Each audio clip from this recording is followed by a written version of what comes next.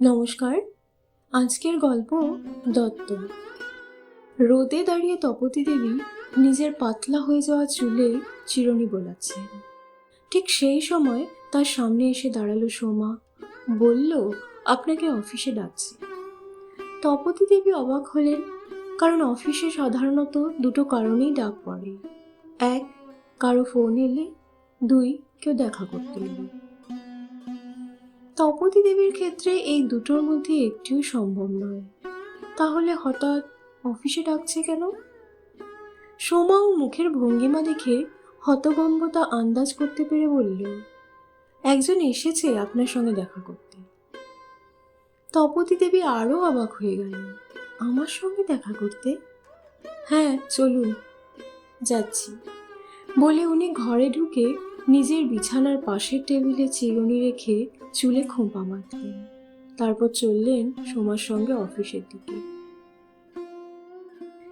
বৃদ্ধাশ্রম কলকাতা শহরের ব্যস্ত পাড়ার মধ্যে বয়স্ক মানুষদের থাকার একটি স্থায়ী ঠিকানা। মিস সোনালী ব্যানার্জি তার বাবা মা দুজনেই মারা যাওয়ার পর এই পৈতৃক বাড়িকে বৃদ্ধাশ্রম বানিয়েছেন। 3 বছর বয়সী বৃদ্ধাশ্রমের বাসিন্দা এখন 8 জন। তাদের মধ্যে 6 জন মহিলা এবং 2 জন পুরুষ। বৃদ্ধ বৃদ্ধাদের দেখাশোনা করার জন্য আছে সোমা। সে নিজে অনাথ, এখানেই থাকে। এখানকার বাসিন্দাদের সবার চোখের মনি। আর আছে দেবিকা, অফিসে বসে। বৃদ্ধাশ্রমে নতুন বাসিন্দার আসা, এখানে এসে মানুষের দান ধ্যান করা ইত্যাদি সবকিছুই তার অধীনেই চলে। আর সোনালী বিদেশে বসে ফোনের মাধ্যমে যোগাযোগ রাখে দেবিকার সঙ্গে। অফিসে এখন নিজের চেয়ারে বসে দেবিকা, এবং ঠিক তার মুখোমুখি বসে আছে একজন যুবতী, স্নেহা। সোমা তপতী দেবীকে নিয়ে অফিসে ঢুকতেই দেবিকা বলল, ওই যে উনি এসে গেছেন। তপতী দেবীকে দেখে স্নেহা উঠে দাঁড়ালো। তার ঠোঁটের কোণে মিষ্টি হাসি। তবে তপতী দেবী অবাক। ভ্রু কুঁচকে স্নেহাকে ভালো করে দেখে নিয়েও উনি মনে করতে পারছেন না যে উনি কি যুবতীকে চেনেন। ওর নাম স্নেহা, দেবিকা বলল তপতী দেবীকে। নামটা শুনেও উনি মনে করতে পারলেন না। স্নেহা এবার তপতী দেবীর হাত ধরে টেনে চেয়ারে বসালো। তারপর নিজেও ওর পাশে বসে দেবিকাকে জিজ্ঞেস করলো, তাহলে সব ফর্মালিটিস করে নেওয়া যাক? হ্যাঁ, তার আগে ওকে সবটা জানানো উচিত। হ্যাঁ, নিশ্চয়। দেবিকা বলে উঠল, কাকিমা, উনি আপনাকে দত্তক নেবেন। তপতী দেবী আবারও অবাক হলেন, দত্তক? অনাথ আশ্রম থেকে যেমন শিশুদের দত্তক নেন নিঃসন্তান দম্পতিরা, তেমনি উনি আপনাকে দত্তক নিতে চাইছেন। ওর বাবা মা নেই। এবার তপতী দেবী স্নেহার দিকে তাকালেন। স্নেহার ঠোঁটের কোণে হাসি, চোখের কোণে জল। তপতী দেবীর হাত দুটো ধরে জিজ্ঞেস করলেন, আমার জীবনের এতগুলো বছর মাকে ছাড়া কেটেছে। মায়ের অভাব অনুভব করেছি আমি প্রত্যেক মুহূর্তে, তবে আর না। আমার বাকি জীবনে আমি মায়ের ভালোবাসা পেতে চাই। তুমি কি আমার মা হবে? তপতী দেবী স্নেহার চোখে ওর মনের অনুভূতি পড়তে পারলেন। তারপর ওর মাথায় হাত বুলিয়ে বললেন, আমি এখনো বিশ্বাস করতে পারছি না যে এটা সত্যি। তুমি সত্যি আমায় নিয়ে যাবে? হ্যাঁ, তোমার আপত্তি না থাকলে। আমার আপত্তি হবে কেন? আমার কানও যে মা ডাক শোনার জন্য ব্যাকুল হয়ে ওঠে আজকাল। কিন্তু আমার ছেলে। আপনার ছেলের সঙ্গে এ বিষয়ে সমস্ত কথা হয়ে গেছে, তার কোনো আপত্তি নেই। তার আপত্তি হবেই বা কেন? সে তো নিজের মাকে ঘাট থেকে ঝেড়ে ফেলতেই চায়। সে ঝেড়ে ফেলেছে জন্যই তো আমি আপনাকে পাচ্ছি। তাই তো, যখন যা কপালে লেখা থাকে আর কি। স্নেহা এরপর সমস্ত ফর্মালিটি সেরে তপতী দেবীকে নিয়ে বেরিয়ে এলো বৃদ্ধাশ্রম থেকে। বাইরে ওর গাড়ি দাঁড়িয়ে আছে। তপতী দেবীকে নিয়ে গাড়িতে উঠতেই ড্রাইভার স্টার্ট দিল। বেশ কিছুক্ষণ গাড়িতে চুপচাপ বসে থাকলেন তপতী দেবী এবং স্নেহা। তারপর প্রথম প্রশ্নটা তপতী দেবী করলেন, হঠাৎ আমাকে দত্তক নেওয়ার সিদ্ধান্ত কেন নিলে? আমি অনাথ আশ্রমে মানুষ হয়েছি, 18 বছর পর্যন্ত সেখানে কাটিয়ে উচ্চ মাধ্যমিক পাশ করে কলেজে ভর্তি হই। বাইরে একটা হস্টেলে থেকে কলেজের পড়াশোনার পাশাপাশি কাজ করতে শুরু করি। পড়াশোনা শেষ করে পুরোপুরি নিজেকে নিমজ্জিত করে ফেলি কাজের মধ্যে।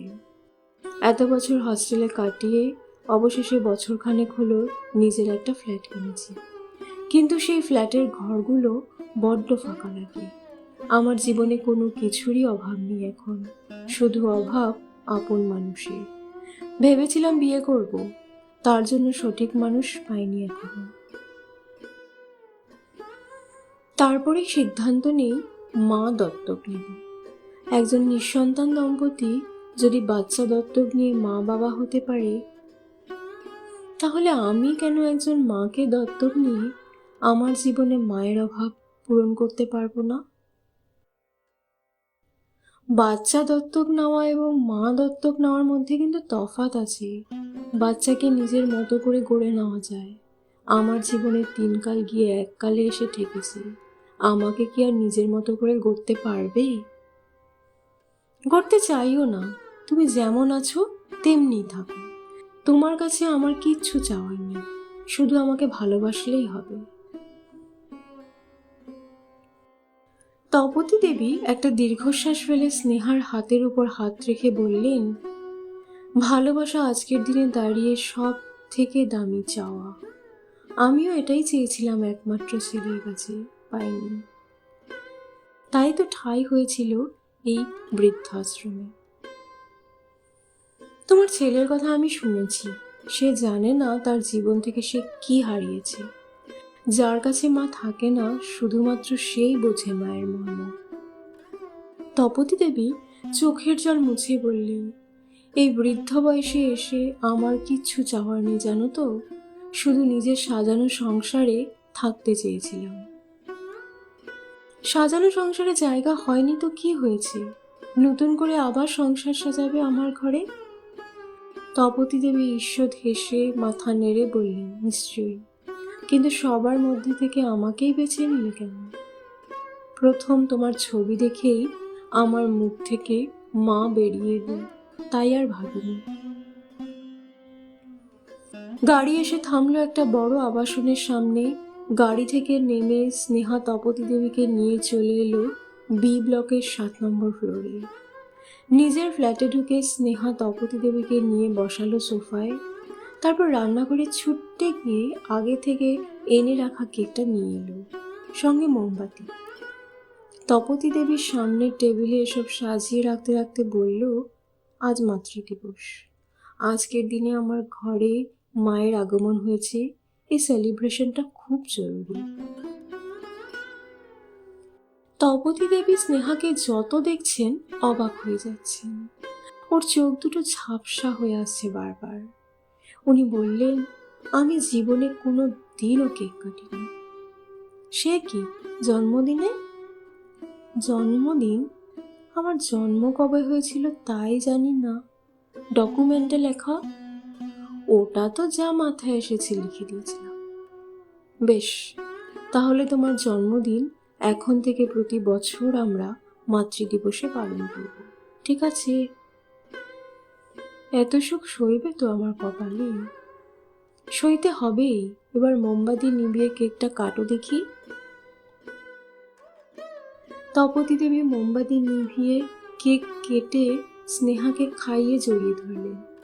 খুব আদর করে বললেন, তোকে একটা কথা বলতে চাই। হ্যাঁ মা, বলো। আমার জানিস যমজ সন্তান হয়েছিল, একটা ছেলে একটা মেয়ে। তখন আমার স্বামীর চাকরি নেই, আমি একটা বাড়িতে রান্নার কাজ করতাম।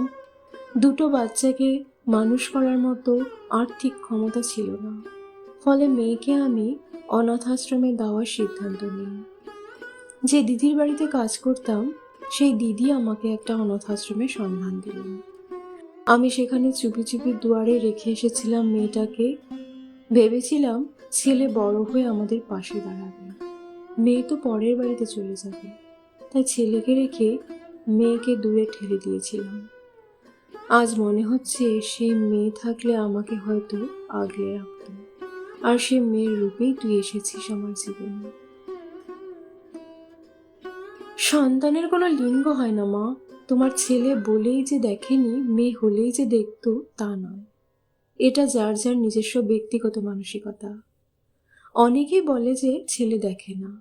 আচ্ছা বলো তো, তাহলে বেশিরভাগ ক্ষেত্রে ছেলেরা বিয়ের পর কেন মাকে বৃদ্ধাশ্রমে রেখে আসে, বিয়ের আগে কেন রাখে না? তাহলে আমি বলতে পারি যে বউয়ের চাপে ছেলেরা হয়তো এসব করে।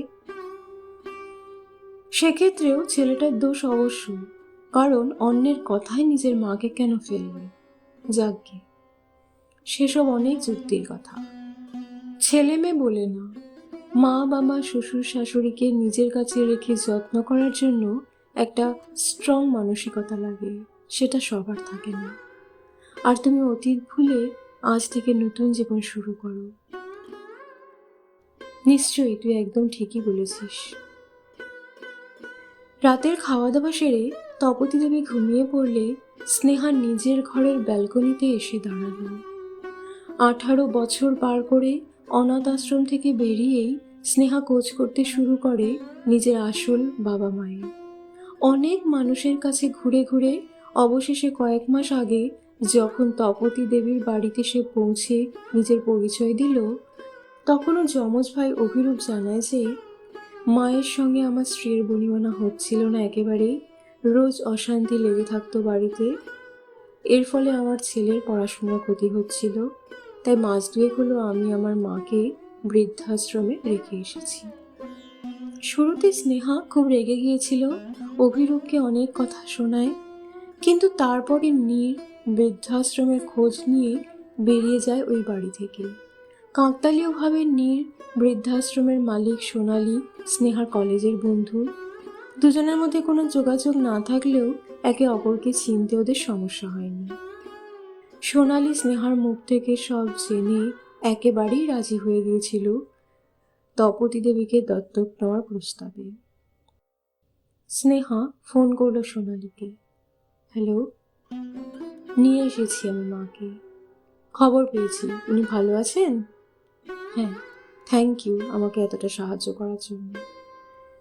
আমার হাতে ছিল তাই পারলাম, নাহলে কি আর হতো? ভগবান চেয়েছিলেন তাই উনি তোর ঘরে ফিরে এসেছেন। সে তো ঠিকই, তবে তোর প্রতি আমি সারা জীবন কৃতজ্ঞ থাকব। তোর জন্য আমি মায়ের ভালোবাসা পেতে চলেছি।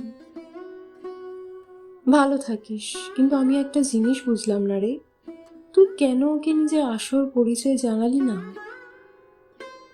আমি চাই না মানুষটার বাকি জীবন অপরাধ বোধে কাটুক। তাও ঠিক, আমি সবসময় তোর পাশে আছি রে, তুইও ভালো থাকিস। গল্পটি এখানেই সমাপ্ত। যদি গল্পটি ভালো লেগে থাকে তাহলে লাইক, শেয়ার আর কমেন্ট করবেন, আর চ্যানেলটি অবশ্যই সাবস্ক্রাইব করে রাখবেন। ধন্যবাদ।